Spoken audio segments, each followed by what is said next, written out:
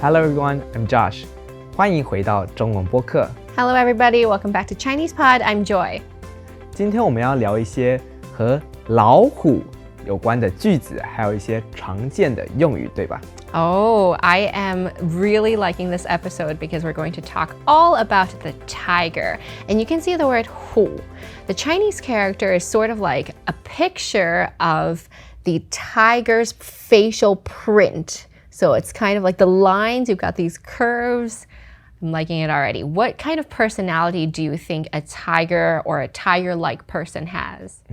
如果我们说一个人很像老虎，代表这个人很有权力或是很有力量。 Now I think you're talking about tiger moms. 不太一样啦。 But a tiger is like a go-getter. 对。 They get something they want. They're aggressive. So I also heard that in Chinese culture, it's not really the best to be born in the year of the tiger. Do you know about this? 对，在虎年的时候，想生孩子的人特别少。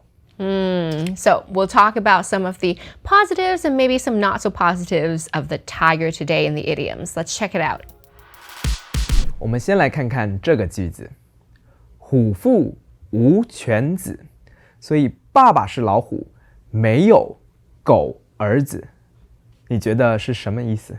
So if the dad's a tiger, then the kid's not going to be a dog. I'm guessing the kid's not going to be too bad. So you're saying that tigers are better than dogs in this case? 是，跟狗比起来，老虎比较成功。 So tiger in the Chinese culture is a symbol of success or a go-getter. You want to get what you want and you're really ambitious. Maybe the dog's like friendly or at home. So I'm going to say the apple doesn't fall too far from the tree. 我有一个朋友，他生意做得很好。那你知道他爸爸是谁吗？ A successful businessman, I'm guessing. 所以我们会说，果然是虎父无犬子。 I have another example of successful father-son duel. Bush in Chinese, that was? 哪一个布什总统？ Both actually. 老布什和小布什都当过总统，果然是虎父无犬子啊。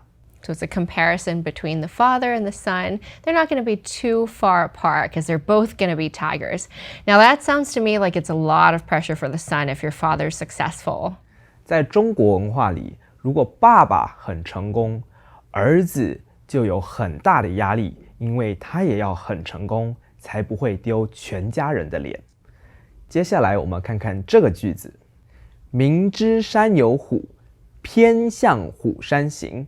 所以明知就是我已经知道，我明明知道山里面有老虎。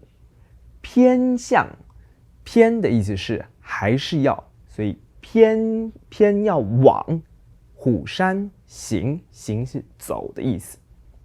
So I know that it's a dangerous place, but I'm still walking toward that tiger's cave. So would you say this person was brave or not very smart? 有勇气还是笨呢？我觉得我也不知道。 Maybe both. Oh, I have a friend. He didn't know any Chinese except for 你好, and he decided to come to China. Pretty brave, right? 所以明知山有虎，偏向虎山行，真是有勇气啊。 So then he was studying and he was super ambitious. Half a year later, he says he's going to enroll in school. But all the classes are in Chinese. 明知山有虎，偏向虎山行。如果中文说得不好，用英文学习就好了。 Maybe it's probably a better idea for him to take classes in English first instead. It's a little bit ambitious. So we can use this context sort of to talk about super brave or a little too ambitious, maybe come back a little bit. 最后我们来看看这一个句子：初生之犊不畏虎。初生就是刚生出来，犊是小牛，不畏虎。畏是害怕，所以初生之犊不畏虎是什么意思？你觉得？ So this firstborn baby cow or calf is not afraid of the tiger. So I'm guessing you're talking about somebody who's pretty fresh. It could be a baby or someone who's new to a job, not being afraid of that tiger or maybe that boss or the courageous or successful person. 我们可以拿来形容刚进到一个新的环境，或是刚开始工作的年轻人。